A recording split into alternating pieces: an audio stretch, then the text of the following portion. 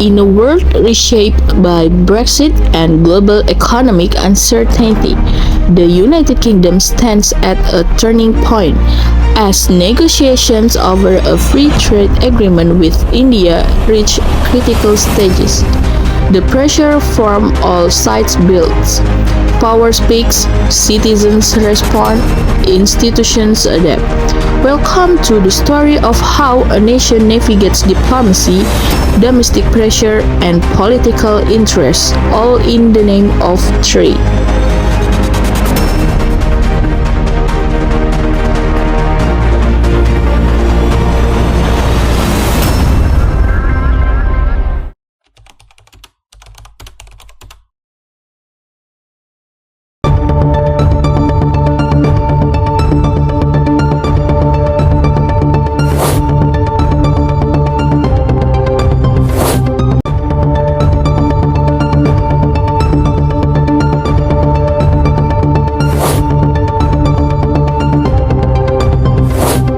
Fellow citizen, today I stand before you all not just as Prime Minister, but as a part of a nation that is facing enormous challenge, a global food crisis, spike in staple food price, and supply chain uncertainties due to the Red Sea conflict and extreme climate change. This situation tests not only our economic resilience, but also our political strength and social solidarity as a nation. As a head of government, I have instructed two strategic ministries, the Ministry of Foreign Affairs and the Ministry of Home Affairs, to immediately open diplomatic channels and draw up roadmaps towards free trade agreement with key partner countries including India and the UK. We also open up space for discussion and aspiration, including from opposition group, civil organization, academics, and the wider community. Because in a healthy democratic system, voice from outside the government are as important as voice from within. I believe that every actor in this system has a function, and in this crisis, we must all move in harmony. We are not a weak country, we are a growing country, and it is from this pressure that we generated fair and adaptive policies. Thank you. The UK remains committed to securing a fair and ambitious free trade agreement with India, on the one that benefits British business, strengthen economic security, and promote shared values. I'm happy to answer your questions. I can take questions after this. Prime Minister, how do you respond to criticism that this FTA may hurt local manufacturers and put pressures on domestic wage? There is legitimate concern, and we are addressing it seriously. Our negotiators have included strong safeguards to protect key industries while also opening access for UK exports, especially in pharmaceuticals and technology. This deal is about mutual growth, not undercutting our own workforce. What's the government's stance on labor standards? Some say the FTA could result in a race to the bottom. Our position is clear. Any agreement must uphold high labor and environmental standards. That's non-negotiable. We were working with both domestic stakeholders and our Indian counterparts to ensure accountability through a bilateral monitoring mechanism. Prime Minister, isn't this agreement politically risky given the ongoing cost of living crisis? On the contrary, a well-negotiated FTA can help us lower consumer price and open job opportunities. With rising global inflation, securing strong trade links is essential to stabilizing our economy. We are not ignoring domestic issues. We are tackling them through strategic international engagement. Will Parliament have a say before the FTA is finalized? Yes, we are committed to transparency and democratic process. Parliament will be briefed and consulted before any ratification. We welcome scrutiny because we believe in what we are doing. This is more than just a trade deal. It's about our future place in the world and how we protect our people while embracing opportunity. Thank you. As Prime Minister, my role goes beyond making decisions and policies. I fulfill two critical functions within the system. output function, and feedback mechanism. First, output function. This represents the strategic decision and policies the government makes to address the challenge we face, such as opening diplomatic channels for free trade agreements with key partner countries. These policies are designed not only to tackle global crises, but also to safeguard local industry and advance national interests. Second, feedback mechanism. Every policy issued by the government does not end as a mere output. We are committed to receiving input from the public, opposition groups, academics, and civil organizations. By listening to feedback and criticism, we can evaluate the impact of policies and adapt them to create solutions that are fair and responsive. Through collaboration and transparency, we ensure that every decision is not only effective, but also supported by all elements of society. In a healthy system, the Prime Minister serves as a bridge between policymaking and the aspiration of the people we represent. It's about ensuring that every step we take as a government is grounded in the values and the needs of the nation, while being open to the invaluable insight and feedback that come from the people. Together, through collaboration and mutual accountability, we can face even the toughest challenge and emerge stronger as a nation.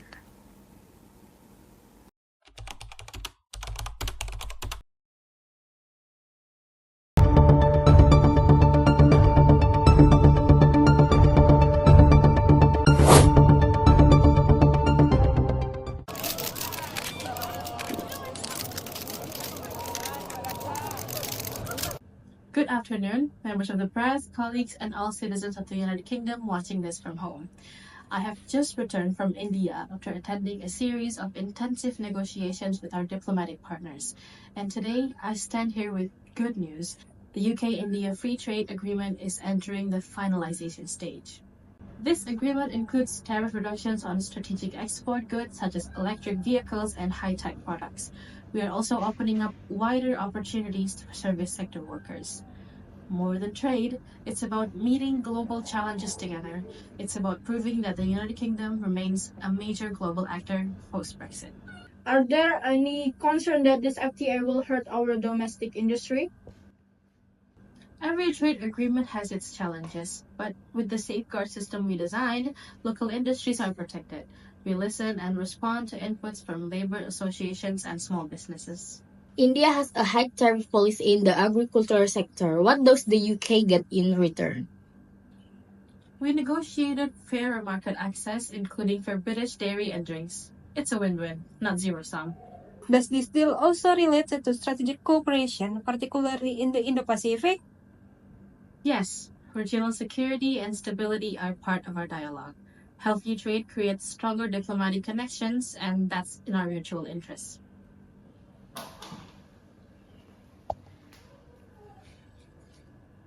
We are not building walls, but opening doors. For young innovators, SMEs, and working families, this agreement is a bridge to the future. This is not just about the economy, but about our identity, a global Britain with confidence, compassion, and clarity.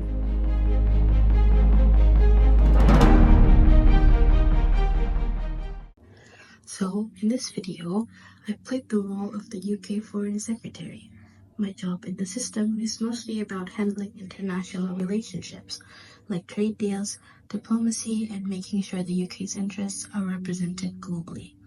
But in the context of a democratic political system, my role also connects with how the system actually works.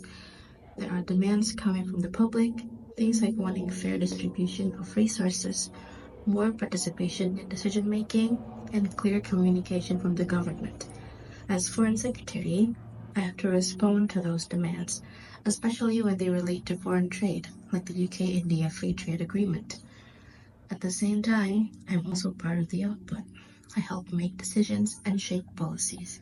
These outputs then go back into society and affect people's lives. And that's where feedback becomes important, because how people in other countries react will shape what we do next. If people protest or raise concerns, I have to take that seriously and consider whether we need to adjust our approach. So overall, my role isn't just about making deals. It's about listening, responding, and making sure our actions reflect what people need and expect from us. And that's how the Foreign Secretary fits into the bigger picture of a democratic political system.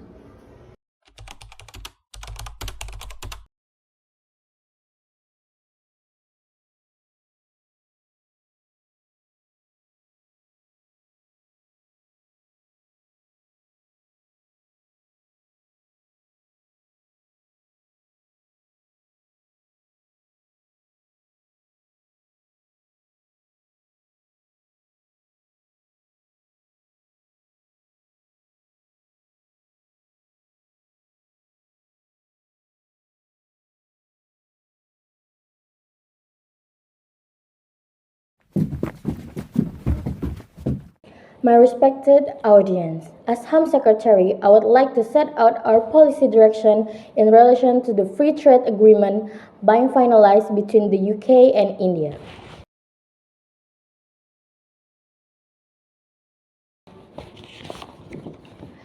This agreement is a strategic step that not only impacts the trade and economy sectors, but also has important implications for domestic policy, particularly in terms of labor mobility, border control, and social integration and national security.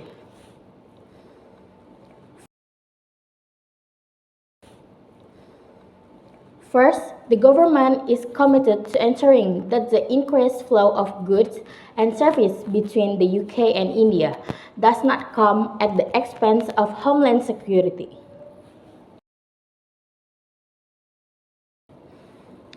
Second, the government will strengthen border surveillance and control system, including visa and residence permit processing, to keep them in line with national interests.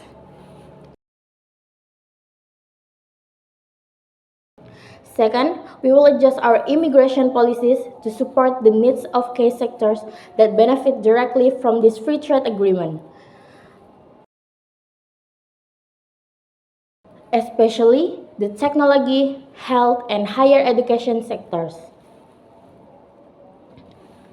However, we also emphasize that all forms of migration must remain manageable, legal, and contribute positively to our society. Third, we will strengthen cooperation with Indian authorities on law enforcement, including intelligence sharing, prevention of transnational crime, and protection of migrant workers.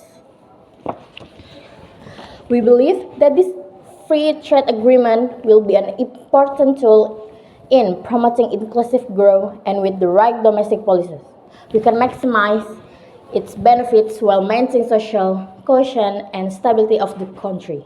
Thank you.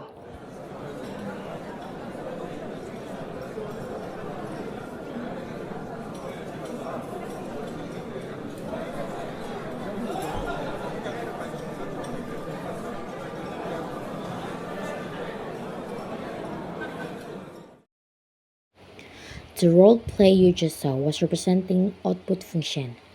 I am not a citizen making demands or offering support to the system. Instead, I represent the government, like producing policies, delivering decisions, and implementing rules in response to public needs. In the context of the free trade agreement between the UK and India, my responsibilities include shaping domestic policy on immigration, national security, and law enforcement cooperation. These actions are direct reflections of how the political system responds to input through output.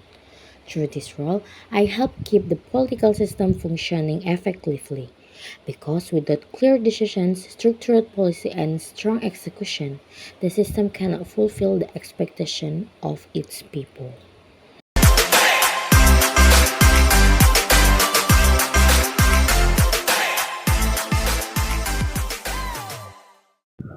The government is calling it a historical deal.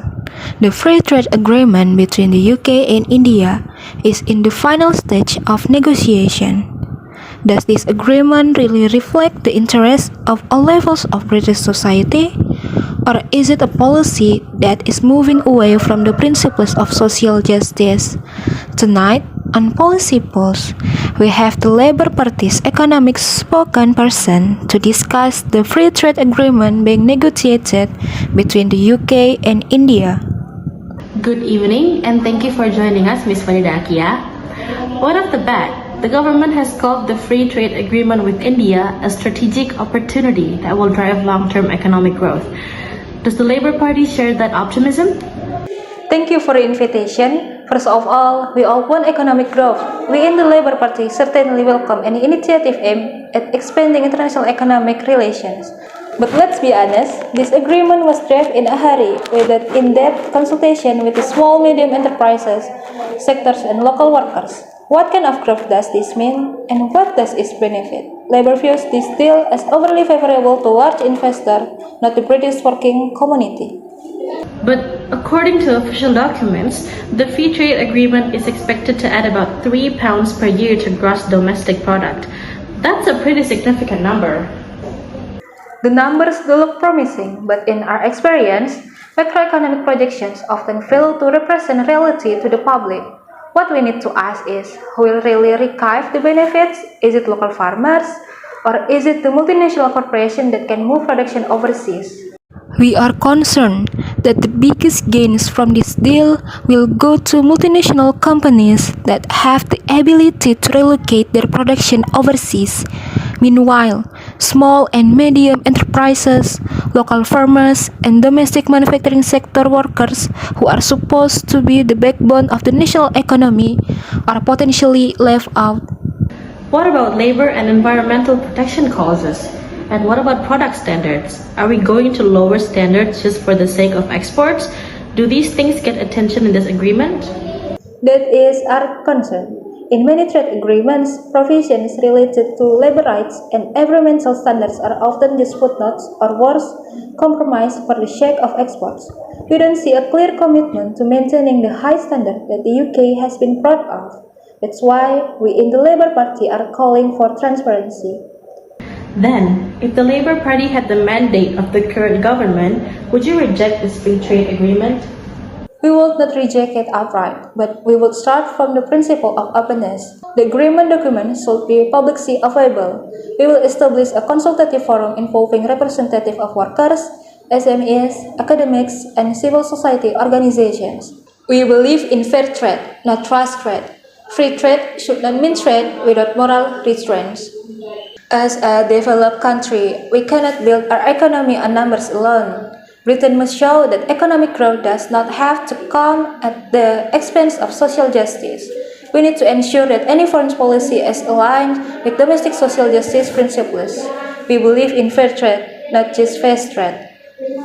That's the voice from the other side of Parliament. A call for cohesion, public engagement, and fairness in economic policy. Will this agreement bring equitable progress, or will it leave some people behind? Viewers at home, please judge for yourself.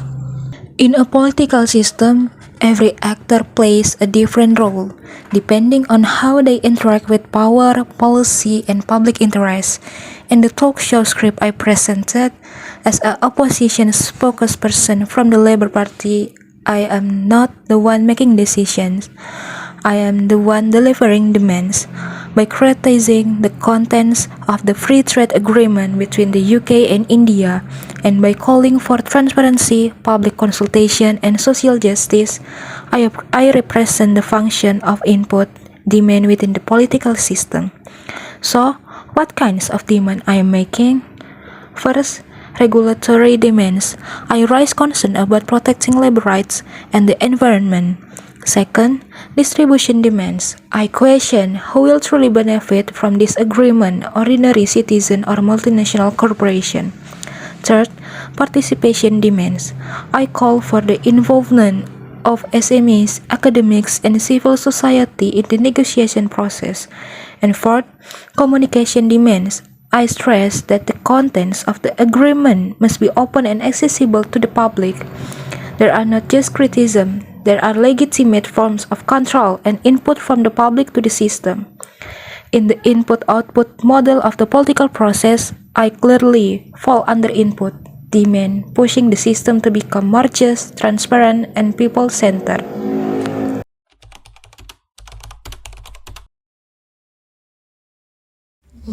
sun shines, but under the city lights, millions struggle to make it to the next day.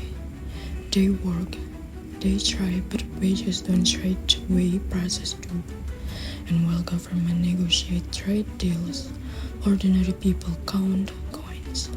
This is not just inflation, it's a crisis of dignity. Hello, my name is Della Fratisinta. I represent the Living Wage Foundation. We fight for real living wage, not just what the law mandates, but what people actually need to survive. Rent, food, transport, dignity. She started her shift like any other day, but behind every routine, there's a silent struggle.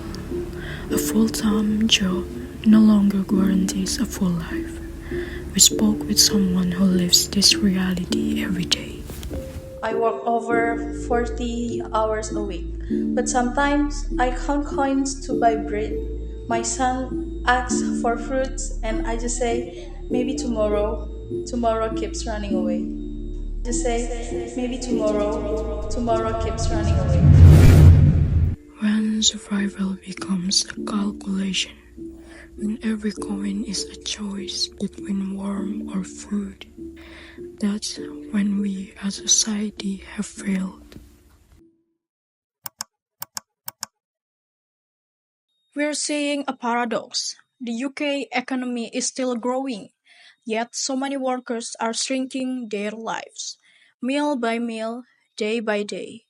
You see, minimum wage isn't the enemy, but it is outdated. It doesn't reflect rent that keeps rising, groceries that double in price, or electricity bills that terrify people before they open them. As the Living Wage Foundation, we calculate what it truly takes to live in dignity, not luxury. We fight for that to be the standard, not the exception. We're not asking for miracles, but we're asking for fairness and protection. When our government sits at the negotiation table to sign free trade agreements, we expect them to protect us people and not just profits. Because what happens when cheaper goods flood our market? Our local producers will be suffered, and our small business are going to be pushed to the edge. And what's the first cost they cut to survive? Which is wages. The UK and India FTA might look like a win on paper, but if there are no safeguards, no worker protection, no environment standards, no fair labor commitments, then we're just trading away our livelihood in exchange for cheaper imports. So trade must protect our people, not replace them. Exactly. We're not an anti-trade, but we're pro responsibility. We need an agreement that raises the bar, not erase the right we fight for. This is about more than money. This is about what kind of economy we're choosing to build and who gets left behind if we're not careful. We are the Living Wage Foundation. We are not a political party. We are a pressure group. That means we don't make the laws, but we move the ground they stand on. We gather stories. We listen to what statistics cannot say. We walk the streets where dignity is priced too low. We sit with those who count pennies to survive the week. We collect stories, data, tears, and truth. Then we turn them into campaigns, policy briefs, and movements. We walk slowly, but we never stop. Our power is not in authority, but in persistence. We don't sit in parliament, but we speak and petition. We don't wear robes of power, but we carry the weight of those unheard. We lobby, we advocate, we knock on doors that refuse to open, and when they don't, we knock again. Because the right to live with dignity is not negotiable, because survival should never be a luxury. We are what democracy needs when democracy forgets its people. What you just saw was a role play representing demands for distribution, In this system, we don't just speak, we ask for fairness in how wealth is shared. We question why wages can't match the cost of living, and we demand policies that prioritize people, not just numbers.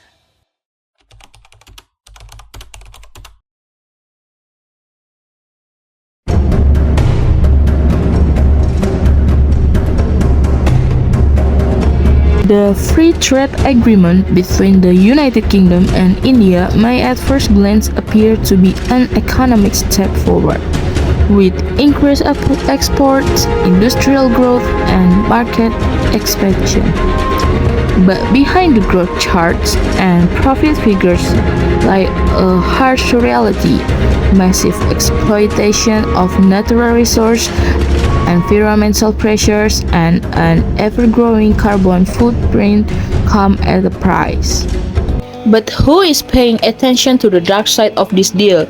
Let's hear the voices of those who stand on the front lines of environmental struggles. Hi, I'm Amalia Kartika Dewi from Friends of the Earth, United Kingdom. When we talk about foreign policy, we cannot turn a blind eye to its environmental consequences. One of them is the free trade agreement between the United Kingdom and India, which, if not strongly guarded, could accelerate environmental damage both in India and the United Kingdom itself.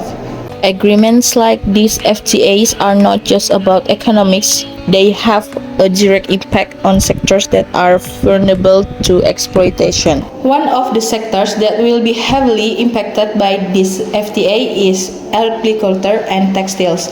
Products from India such as water-intensive conventional cotton, textiles with toxic chemical dyes, and agricultural products with high pesticide use risk flooding the United Kingdom's market. Unfortunately, there is no clear ecological monitoring mechanism in this agreement. Without a strict environmental filter, we open the door to cross-border ecological damage. The impact, it's not just the numbers in the export report, but also the suffering on the ground. Let's take a closer look. We're talking about polluted rivers, degraded soils, and palm oil expansion. If the United Kingdom continues to encourage export from these sectors without sustainability requirements, we are killing the future of the planet. We are not silent. Our voices have been sent straight to the decision makers' desks. We have sent open letter to the government, calling for environmental clauses to be explicitly included in the agreement, including oversight of high-emitting industries and protection of forests and biodiversity. We also requested that there be no clauses in the agreement that weaken environmental laws in both countries, including standards on industrial waste, pesticide use, and fossil energy. Of course, our action don't stop on paper. We also voiced them in the public sphere through theatrical action that conveyed a strong message. We are not anti-trade, but we reject agreements that force us to trade clean air and the rights of future generations for GDP figures. FTAs should be a tool towards sustainable development, not a retreat towards economic practice and that damage the planet. We all know that the climate crisis knows no borders, and if promises are promises, then these are the consequences. The real choice confronting us is, do we really want to change our country and build a better future for our children? Or do we want to carry on as we are? I've made my decision. We are going to change. And over the coming months, I will set out a series of long-term decisions to deliver that change. And that starts today, with a new approach to one of the biggest challenges we face: climate change. No one can watch the floods in Libya or the extreme heat in Europe this summer and doubt that it is real and happening. We must reduce our emissions. And when I look at our economic future, I see huge opportunities in green industry.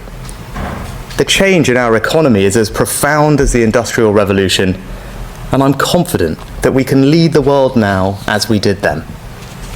So I'll have no truck with anyone saying we lack ambition. But there's nothing ambitious about simply asserting a goal for a short-term headline without being honest with the public about the tough choices and sacrifices involved, and without any meaningful democratic debate about how we get there. The Climate Change Committee have rightly said, you don't reach net zero simply by wishing it. Yet that's precisely what previous governments have done, both Labour and Conservative. No one in Westminster politics has yet had the courage to look people in the eye and explain what's really involved. That's wrong, and it changes now. If the United Kingdom really wants to lead the global green transition, FTAs like this should be reviewed. Because the planet doesn't need a quick deal, but the right decisions. As friend of the Earth from the United Kingdom, we also emphasize that these free trade agreements must be structured with the long-term impact on the environment in mind. FTAs are not just about tariffs and export, but also about how we take care of the planet and protect people from the climate crisis. So, what does free trade really mean? Are we ready to trade it for the future of the planet? Free trade should not be free of responsibility.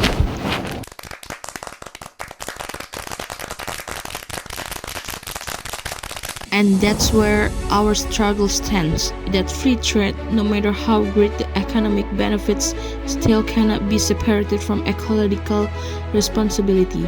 But more than just a stunt or a protest, what we're doing is actually part of something deeper.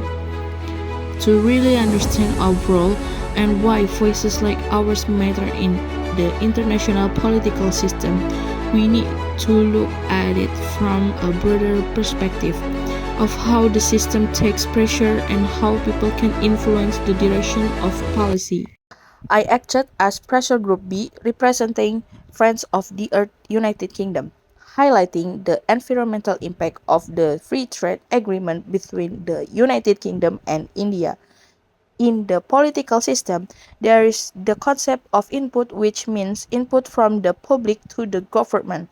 This input is divided into two main types, demands and support. In this context, I'm not providing support to the system, but rather submitting demands or demands to policymakers. There are four types of demands in a political system. Demands for regulation, participation, distribution, and communication. My role specifically falls under the type of demand for regulation because I'm demanding that there are strict rules or regulations regarding environmental protection in the contents of the trade agreement. I demanded that the United Kingdom's government not only consider the economic aspect of the agreement, but also ensure ecosystem protection, industrial waste control, and carbon emission control, both in the United Kingdom and India. These are considered forms of the demand for regulation, that is, the demand for the state to regulate an aspect of public life for the common good. And that my role in this role play is to put pressure on the political system to come up with policies that do not harm the environment, and that free trade does not become an excuse to absolve oneself of ecological responsibility.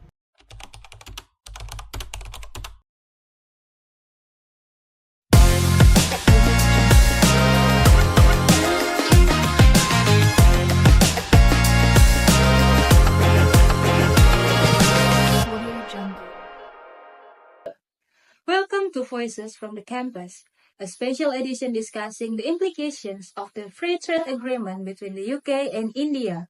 Joining me is Dr. Nabila. Thank you. Trade agreements are not just about tariffs and export. They have multidimensional impacts, economic, political, and often forgotten environmental impacts and food security.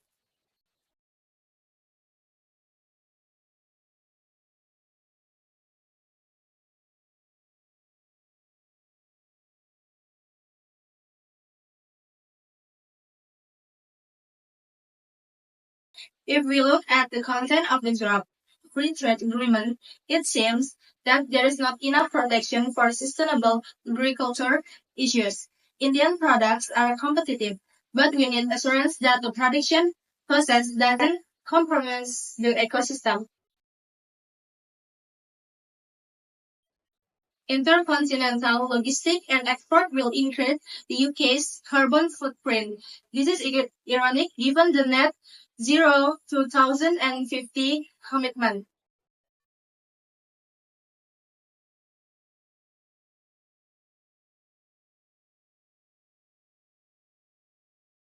While a drought has been declared in many parts of England in the last few hours, following the driest July in the country since. In addition, the FTA could put the pressure on local British farmers. Cheapest products from India could disrupt market price if not regular wisely. It could threaten national food security. What should the UK government do to balance economy and climate goals? The solution is input environmental and labor chapters in FTA. Some countries have already done so. In addition, it is important to involve the epistemic community like us from the early stage of negotiation. Evidence-based policy is key.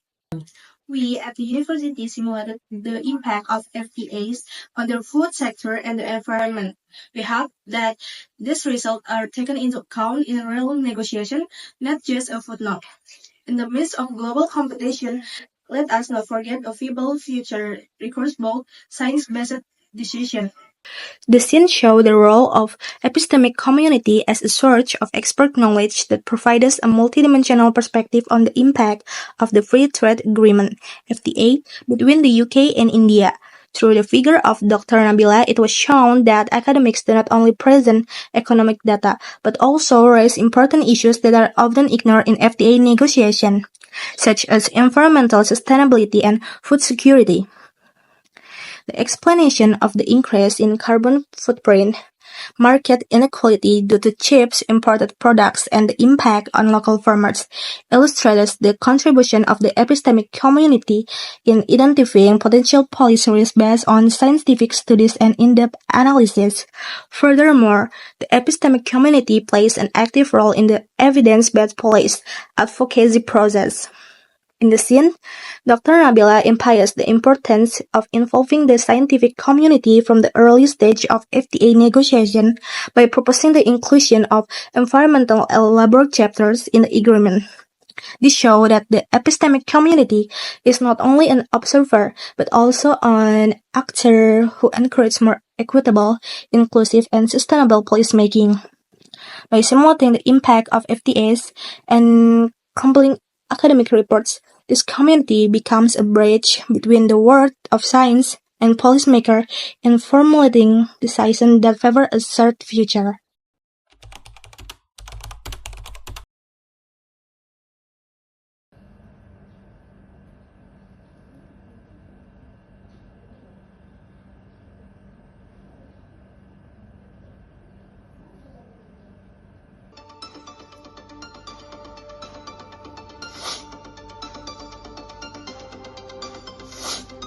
Fellow citizens, today I stand before you all not just as Prime Minister, but as a part of a nation that is facing an enormous challenge, a global food crisis, spike in staple food price, and supply chain uncertainties due to the Red Sea conflict and extreme climate change. This situation tests not only our economic resilience, but also our political strength and social solidarity as a nation.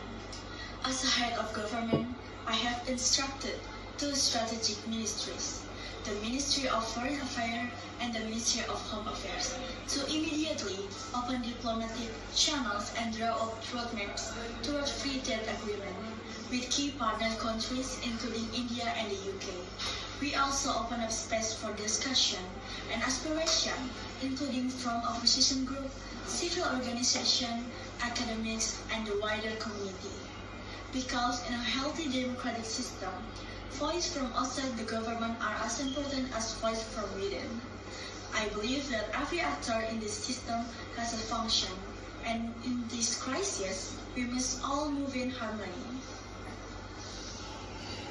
We are not a weak country, we are growing. Okay, we need to talk about this UK-India trade deal. Like, seriously? What is going on?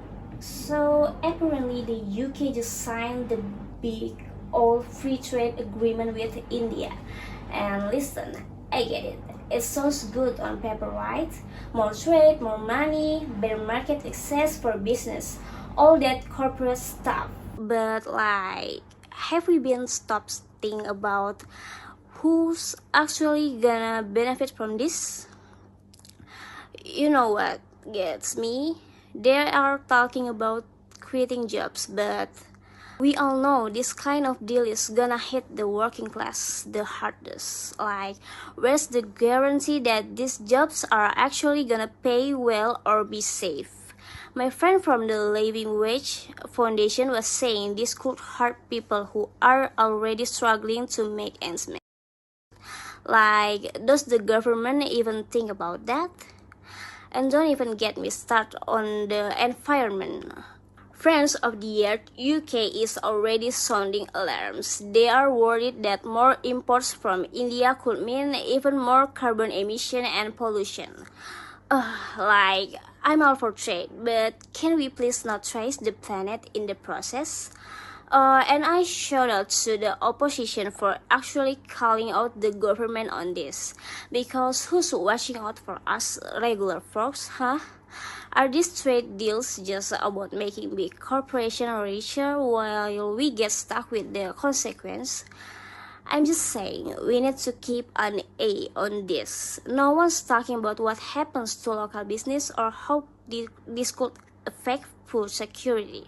Like, how is this gonna affect food prices and local farmers in the long run? I'm worried about this. Anyway, let me know what you think in the comments. Do you think the UK-India FTA is gonna help or hurt? Should we be concerned, or this just the new normal in trade? I'll keep you posted if I hear more. But yeah, like, stay woke. So, in the scene, the show, I played the role of a netizen criticizing the government's policy regarding the UK-India trade agreement. In the context of the political system model, my role falls under the input, specifically as a citizen making demands to the political system. The demands I expressed cover several key areas, such as a demand for fair distribution, as I question who would truly benefit from the agreement. There's also a demand for regulation, since I raise concern about the environmental impact and the need for sustainable policies. Lastly, I made a demand for communication by encouraging the public to discuss and keep a close eye on how this policy develops. My role as a critical netizen reflects how inputs from the public can enter the political system, which are then responded to by the government in the form of outputs like policies, regulation, or political decisions. And this is where we see how a political system operates dynamically through inputs, outputs, and the feedback loop from the environment.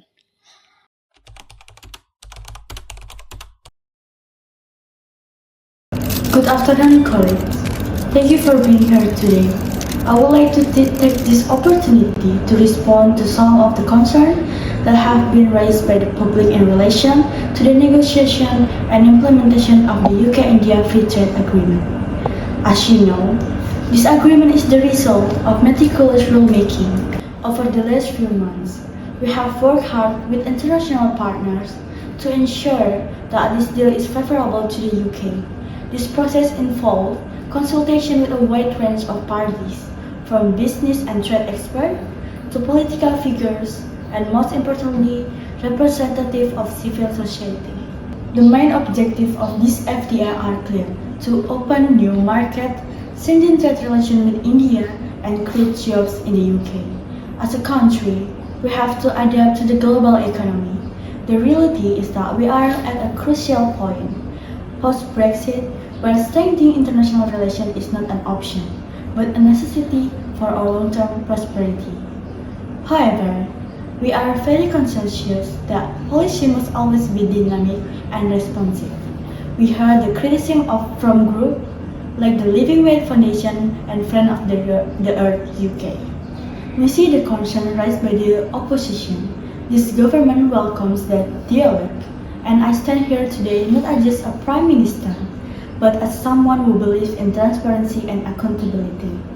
Our aim here is not to rush through policies without considering their impact. We will ensure that the voice of those who felt impacted by this agreement are heard, and we will adjust our approach where necessary. Let me start by recognizing the implementation phase of the rules in this agreement. Since this FTA was implemented, several provisions such as tariff reductions and increased movement of services have been implemented, and we are actively tracking their impact on the local economy and industry. The government has taken steps to assess how these changes affect UK businesses, particularly small and medium-sized enterprises. We also continue to monitor the environmental impacts, including those raised by organizations such as Friends of the Earth UK. Their concerns are valid. Trade cannot be done at the expense of the future of our planet. But as we continue to implement these new rules, we must also learn from their outcomes. That's why I have directed my team to increase open reporting on the impact of FTAs. This includes data on job creation, trade imbalances, and most importantly, their impact on the environment. We cannot ignore feedback from civil society and industry. Our job is to continue to adjust the rules over time. That is the responsibility of a government committed to good governance. At the same time, I want to emphasize that this is not about retreating from our goals. FTA implementation is about finding the right balance between the growth opportunities it offers and the protection of our core values. I would like to address what I consider to be the most critical part of this process rule assessment and adjustment. It is the government's responsibility to ensure that every agreement we enter into is constantly reviewed and adjusted to reflect the best interests of our citizens. While the FTA has brought positive economic projections, there are real concerns that need to be addressed. We have heard feedback from the opposition, protest group, and the academic community. Now is the time to take action. I have directed the Ministry of Trade and the Ministry of Environment to conduct a comprehensive review of the impact of this deal on workers, the environment, and small business. In addition, we will hold a public consultation forum which will gather representatives from trade unions, environmental organizations, and academic experts. It is imperative that the voices of these directly affected are included in this process, and we will not back down from criticism. Our government will not hesitate to adjust the terms the FTA if we deem it necessary. If evidence shows harm in key sectors, be it the textile industry, food production, or local manufacturing, we will not hesitate to act. We have set up mechanism for review and amendment, and I assure you that any changes will be based on data and informed public opinion. We're also looking at the possibility of setting up safeguard mechanism that will ensure that sensitive sectors in the UK are protected from the negative impacts caused by sudden global imports. Trade must not harm people's livelihoods, and it must not come at the expense of our environmental goals. The UK government is committed to a transparent assessment process. We're open to scrutiny, and we will use this process to ensure that our deal serves the needs of all Britons, not just big companies or the few. In closing, I want to emphasize that this government's approach to the UK-India Free Trade Agreement is not a static one. We are committed to constantly making better rules, implementing the right policies, and adjusting them based on the feedback we receive from the public and those affected by this change. It's not just about making a deal, it's about making the right deal, and that means continuous engagement, evaluation, and refinement. We are government accountable to the people. For those who raise concern, I thank you for reminding us to remain vigilant. We will not stand still when there are risks to our workers, our environment, and our future. This government stands ready to adjust its approach based on evidence and consultation. In a parliamentary democracy, policies are not just decided, they evolve. This FTA is not final, and we will continue to monitor its impact and adjust as necessary. Let me assure you, This government is not afraid of criticism. We take it seriously and we will continue to engage in dialogue with all sectors of society to ensure that the future we build is one that is just, prosperous, and environmentally responsible. Thank you.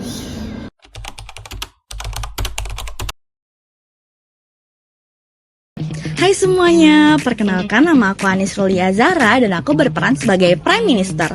Menurut aku, Prime Minister itu harus visioner, jadi dia nggak bisa untuk mikirin jangka pendek aja, yang mana untungnya yang lebih cepat dia dapat, tapi harus gimana mikirin jangka panjangnya, apa yang akan terjadi setelah dia membuat kebijakan tertentu.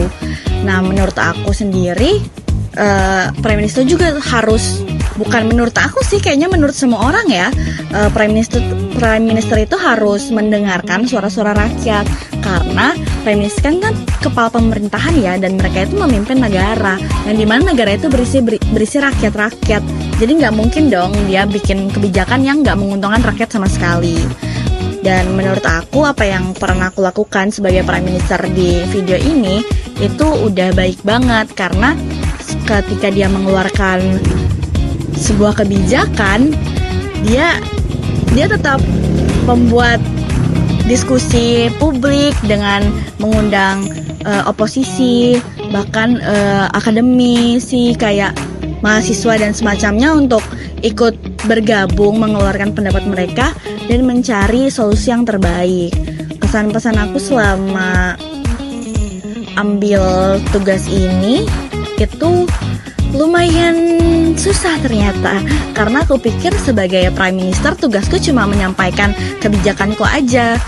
Ternyata enggak, ternyata aku harus mikirin juga gimana sih cara aku ngomong supaya aku terlihat lebih berwibawa, aku terlihat lebih serius, dan itu aja sih. Terus pesanku juga kayaknya mungkin apa ya, pesanku kayaknya aku gak punya pesan deh. Udah itu aja, terima kasih. Hai, nama aku Iva Zahra dan aku berperan sebagai Foreign Secretary. Jujur waktu pertama kali aku ambil peran ini tuh, aku kira tugasnya cuma soal diplomasi dan negosiasi dagang. Tapi ternyata setelah nulis skrip dan dalamin peran ini, aku sadar kalau semuanya itu jauh lebih kompleks. Peran ini bikin aku mikir soal seberapa besar dampak kebijakan luar negeri ke kehidupan sehari-hari kita. Kayak harga makanan, keamanan pasokan pangan, sampai kondisi kerja petani dan buruh di negara lain. Nah, sebagai Foreign Secretary, aku tuh harus mikir bukan cuma buat kepentingan Inggris, tapi juga gimana caranya kerjasama dengan negara lain tetap adil, manusiawi, dan gak ngerugiin siapapun. Aku tuh belajar bahwa diplomasi itu bukan cuma soal basa-basi atau ngomong hal-hal keren di konferensi pers, tapi soal ngerti konteks, dengar banyak suara, dan punya komitmen buat bikin kebijakan yang berdampak positif untuk banyak orang. Selama aku ngertiin proyek ini, aku juga jadi mikir, kalau aku beneran ada di posisi ini, apa aku bakal bisa tahan ya sama tekanan? Bisa tetap jujur nggak ya? Bisa tetap mikirin rakyat, bukan cuma statistik atau kepentingan politik. Ternyata jadi diplomat tuh nggak sekedar keren, tapi penuh tanggung jawab. Buat kamu yang nonton video ini, aku harap kamu bisa lihat bahwa politik luar negeri itu bukan dunia yang jauh, kita semua terhubung. Keputusan yang dibuat di meja perundingan itu bisa nentuin apa yang kita makan, berapa harganya, bahkan gimana nasib lingkungan dan keadilan sosial ke depan. Jadi peran ini ngajarin aku satu hal yang penting. Kalau kamu punya kesempatan untuk bersuara, pakai suara itu. Kalau kamu bisa ambil posisi untuk bikin dunia sedikit lebih adil, ambil. Karena diplomasi yang baik bukan soal siapa yang paling kuat, tapi siapa yang paling peduli.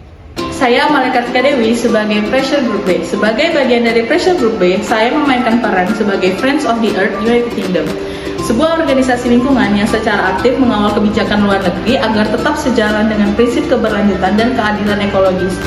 Peran ini bukan hanya bagian dari tugas kelompok, tapi juga pengalaman yang membuka mata saya terhadap bagaimana suara masyarakat sipil bisa menjadi kekuatan penyeimbang di tengah dominasi kepentingan ekonomi dan politik. Melalui proses pembuatan video ini, saya menyadari bahwa menjadi pressure group berarti menjadi pihak yang mungkin tidak punya kekuasaan formal, tetapi memiliki tanggung jawab moral. Tanggung jawab untuk terus bertanya siapa yang diuntungkan dari kebijakan ini, siapa yang dirugikan, dan apa dampaknya terhadap bumi tempat kita tinggal. Saya juga belajar bahwa peran kelompok penekan sangat penting dalam isu-isu luar negeri, terutama saat perjanjian internasional dibuat tanpa melibatkan perspektif lingkungan atau keadilan sosial. Seperti dalam kasus FTA antara Inggris dan India, saya menyadari betapa pentingnya mengangkat resiko ekologis yang mungkin terjadi jika perjanjian hanya berfokus pada ekspor dan keuntungan ekonomi tanpa mempertimbangkan dampaknya terhadap air, tanah, udara, dan masyarakat lokal. Proses kreatif yang dilakukan juga penuh dinamika dari riset panjang tentang isi perjanjian, menelusuri dampak sektor tekstil dan pertanian, sampai mendalami bagaimana organisasi seperti Friends of the Earth benar-benar bekerja di dunia nyata. Ini bukan sekedar acting atau membaca naskah, tapi belajar menjadi suara yang kritis dan berani menyampaikan kebenaran masyarakat meskipun tidak populer. Sebagai individu, peran ini juga membentuk kesadaran baru bahwa kebijakan luar negeri bukan hal yang jauh dari kita, bahwa sebagai mahasiswa, warga negara, dan generasi yang akan mewarisi bumi ini, kita punya hak bahkan kewajiban untuk mengkritisi arah kebijakan yang diambil negara kita maupun mitra internasionalnya. Saya sebagai pressure group, saya bukan menteri, saya bukan diplomat, tapi saya adalah bagian dari demokrasi. Dan demokrasi tidak hanya tentang mereka yang duduk di kursi kekuasaan, tapi juga tentang mereka yang berdiri di luar pagar, membawa papan dan tanda tanya dan harapan. Saya bangga menjadi bagian dari suara yang menekan dari luar, karena kadang perubahan tidak datang dari pusat kekuasaan, tetapi bisa saja dari pinggiran yang bersikeras bahwa dunia bisa lebih adil, lebih hijau, dan lebih manusiawi. Halo, nama aku Della Verity Sinta. Jadi, aku berperan sebagai pressure group di roleplay ini, khususnya pressure group A. Jadi, aku mau kasih pesan dan kesan. Yang pertama itu kesan. Jadi, selama aku meranin pressure group ini, aku jadi sadar kayaknya awalnya aku ngira pressure group ini cuman kayak main peran biasa, tapi ternyata makin aku dalamin, makin aku coba gali info di dalamnya, makin research, aku jadi ngerasa kalau terasa berat tanggung jawab moral di balik peran ini. Jadi aku selama meranin pressure group A ini bawa isu soal demands for distribution, bahwa di negara semaju Inggris pun masih banyak orang kerja full time tapi tetap nggak bisa hidup dengan layak, dan itu bukan cuma data di kertas, tapi itu realita yang harus didengar. Yang paling bikin aku mikir, pressure group itu tuh nggak punya kekuatan buat bikin hukum, tapi kita bisa kasih tekanan, bisa bantu suara-suara yang nggak kedengaran jadi pertimbangan kebijakan. Selama proses ini, aku belajar banyak tentang pentingnya representasi, bahwa kadang yang bisa mengubah sistem bukan yang duduk di parlemen, tapi yang nggak pernah berhenti bersuara. Jadi aku mau kasih pesan buat aku pribadi, semoga setelah simulasi dari aku meranin role pressure group ini, khususnya pressure group A, semua bisa lebih sadar kalau perubahan itu bisa dimulai dari mana saja, nggak harus punya jabatan, yang penting punya kepedulian. Pressure group mungkin nggak punya kursi di parlemen, tapi kita bisa jadi jembatan antara rakyat sama pengambil keputusan, dan itu menurutku adalah kekuatan yang nggak kalah penting. Perkenalkan, aku Farida Akia. Jadi aku di dalam video itu meranin sebagai oposisi. Waktu meranin peran sebagai oposisi ini, aku ngerasa cukup puas karena aku jadi bisa menyampaikan banyak hal yang sebenarnya udah lama mengendap di isu publik, tapi jarang dibahas dari sisi yang kritis. Saat pertama kali dapat peran ini, aku langsung mikir, waduh ini bakal jadi peran yang seru tapi juga berat nih. Soalnya peran oposisi di sini tuh bukan yang asal nyolot atau cuma pengen beda pendapat, tapi beneran punya argumen kuat berdasar data dan punya kepedulian soal hal-hal yang suka luput dari perjanjian besar kayak free trade agreement itu tadi, entah itu kayak soal buruh migran, perlindungan tenaga kerja lokal, atau transparansi pemerintah. Dan jujur aja pas ngebawain peran ini, aku ngerasa makin kebuka aja pikirannya. Kayak selama ini kita suka lihat berita soal perjanjian dagang atau kerjasama internasional, tapi jarang banget gak sih kita nanya kayak, emang rakyat kecil dapat apa sih dari ini? Atau kok ini semua kayak ditentuin sama elit politik atau elit global doang sih? Nah, hal-hal yang kayak gitu tuh yang dibawa sama peran ini, yaitu menyuarakan suara dari orang yang berani nanya, berani ganggu kenyamanan, dan berani bilang ini deal siapa sebenarnya. Terus aku juga makin sadar kalau sikap kritis itu bukan berarti kita anti semua kebijakan, tapi justru karena kita peduli, kita nggak pengen negara kita jalan ke arah yang salah. Dan kadang suara kayak gitu tuh butuh disuarakan lewat peran, salah satunya ya kayak aku yang lakuin di sini gitu. Terus buat yang nonton video kelompok kami, semoga kalian juga bisa dapat poinnya ya, bahwa di balik semua bahasa diplomatik dan angka-angka yang kelihatannya meyakinkan, ada dampak nyata ke orang-orang biasa, dan kadang kita harus nanya keras-keras dulu supaya ada yang dengerin. Aku sendiri ngerasa pengalaman ini bikin aku jadi lebih peka, lebih kepo, dan jujur aja lebih berani buat mempertanyakan hal yang selama ini dianggap wajar. Karena ya kalau kita semua diam, yang untung ya orang yang itu-itu aja kan. Akhir kata, semoga adanya peran oposisi ini bisa nambah sudut pandang baru buat kalian semua. Dan yang paling penting, jangan gampang puas sama narasi tunggal. Tanyain, kulik, dan kalau perlu lawan. Perkenalkan, saya Nabila Ramadhani. Peran saya di sini sebagai Home Secretary. Jadi dalam simulasi kebijakan FTA antara Inggris dan India, memberikan saya banyak sudut pandang baru tentang betapa kompleksnya peran seorang pejabat tinggi negara. Sebelumnya saya hanya tahu sekilas bahwa Home Secretary mengurusi imigrasi dan keamanan. Tapi melalui pengalaman ini, saya jadi benar-benar memahami bahwa peran tersebut juga sangat erat kaitannya dengan bagaimana kebijakan luar negeri berdampak ke dalam negerinya. Nah, sebagai Menteri Dalam Negeri juga saya harus mempertimbangkan nih banyak hal-hal, dari kontrol perbatasan, perlindungan tenaga kerja domestik, sampai menjaga stabilitas sosial di tengah arus globalisasi. Kemudian kebijakan seperti FTA tidak hanya soal ekonomi, tetapi juga soal bagaimana kita memastikan keadilan sosial tetap terjaga di dalam negeri. Kesan saya peran ini sangat menantang, tapi juga sangat bermakna. Saya belajar berpikir strategis, mempertimbangkan efek jangka panjang, dan menyadari pentingnya komunikasi kebijakan yang jelas dan transparan. Simulasi ini bukan cuma melatih public speaking, tapi juga mengasah kepekaan saya terhadap dinamika sosial politik.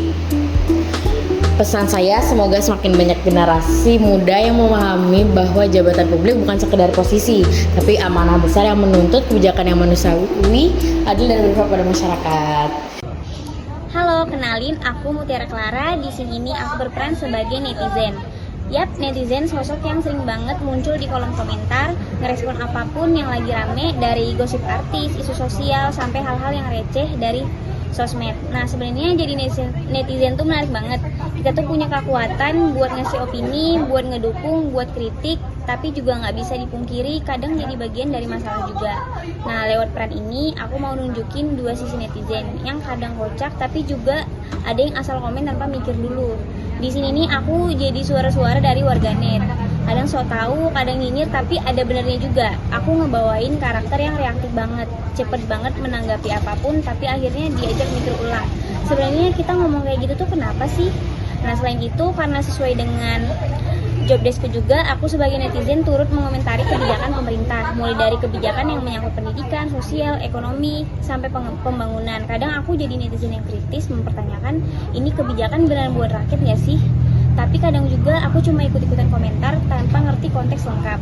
Nah, di situ aku belajar jadi netizen itu nggak cukup cuma vokal, tapi harus paham dulu sebelum protes, baca dulu sebelum nyebar, dan validasi dulu sebelum ikut-ikutan marah.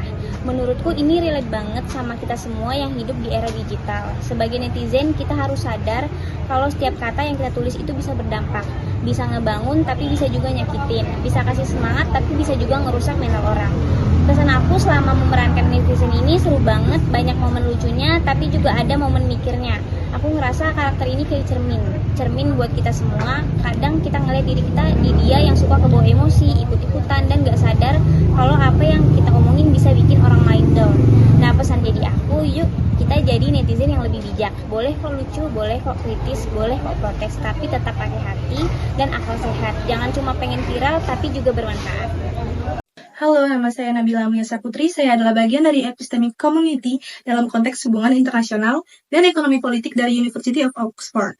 Peran saya dalam komunitas ini adalah memberikan perspektif berbasis ilmu pengetahuan yang dapat membantu masyarakat dan pembuat kebijakan dalam memahami isu-isu yang kompleks. Epistemic Community adalah komunitas yang terdiri dari individu-individu dengan keahlian dan pengetahuan khusus yang memiliki pemahaman serupa terhadap suatu isu. Mereka berperan sebagai sumber informasi dan analisis yang berbasis bukti yang dapat melalui kebijakan serta persepsi publik. Dalam dunia yang semakin kompleks, Epistemic Community memiliki fungsi utama sebagai penghubung antara ilmu pengetahuan dan keputusan yang dibuat oleh para pemimpin serta masyarakat luas. Sebagai bagian dari Epistemic Community, kita mengeksplorasi berbagai isu yang membutuhkan analisis mendalam. Beberapa topik yang sering dibahas antara lain perubahan iklim dan kebijakan lingkungan, bagaimana penelitian ilmiah berperan dalam pengambilan keputusan politik terkait keberlanjutan, framing media dalam politik, bagaimana cara media membentuk persepsi publik terhadap kebijakan dan isu global, dinamika geopolitik dan keamanan internasional, bagaimana komunitas ahli dapat memberi perspektif berbasis data untuk merancang strategi kebijakan luar negeri yang lebih baik. Untuk berfungsi dengan baik, epistemic community harus memenuhi beberapa prinsip. Yang pertama, berbasis ilmu pengetahuan. Informasi yang diberikan harus didukung oleh riset dan analisis mendalam. Yang kedua, independen dan objektif. Komunitas ini harus bekerja tanpa terpengaruh oleh kepentingan politik atau ekonomi tertentu. Yang ketiga, mampu mengomunikasikan ide dengan jelas agar gagasan dapat dimengerti oleh pembuat kebijakan dan masyarakat. Dan yang keempat, berkomitmen terhadap solusi konkret, tidak hanya menganalisis masalah, tetapi juga memberikan rekomendasi berbasis data dan dapat diterapkan. Sebagai bagian dari epistemic community, kita memiliki tanggung jawab untuk terus mendorong pemikiran yang kritis dan berbasis ilmu pengetahuan. Harapannya, kita bisa berkontribusi dalam membentuk kebijakan dan keputusan yang lebih baik untuk masa depan. Jadi, kesan saya terhadap tugas video ini adalah pengalaman yang penuh tantangan sekaligus menyenangkan. Prosesnya mengajarkan banyak hal mulai dari perencanaan konsep, pengambilan gambar, hingga editing. Selain itu, kerjasama dengan tim menjadi salah satu aspek yang paling berkesan, bagaimana setiap anggota saling membantu agar hasil akhir bisa maksimal. Meskipun ada kendala seperti teknis editing atau kesulitan dalam mengambil adegan tertentu, akhirnya semua bisa diatasi dengan kreativitas dan usaha bersama. Pesan saya dari tugas ini, saya belajar bahwa pembuatan video tidak hanya soal teknis, tapi juga tentang komunikasi dan kerjasama tim. Kedepannya akan lebih baik jika perencanaan dilakukan lebih matang agar proses produksi berjalan lebih efektif. Untuk teman-teman yang akan mengerjakan tugas serupa, jangan takut mencoba ide-ide baru dan terus eksplorasi teknik editing yang kreatif. Kesabaran dan ketekunan akan menghasilkan karya yang memuaskan. Terima kasih.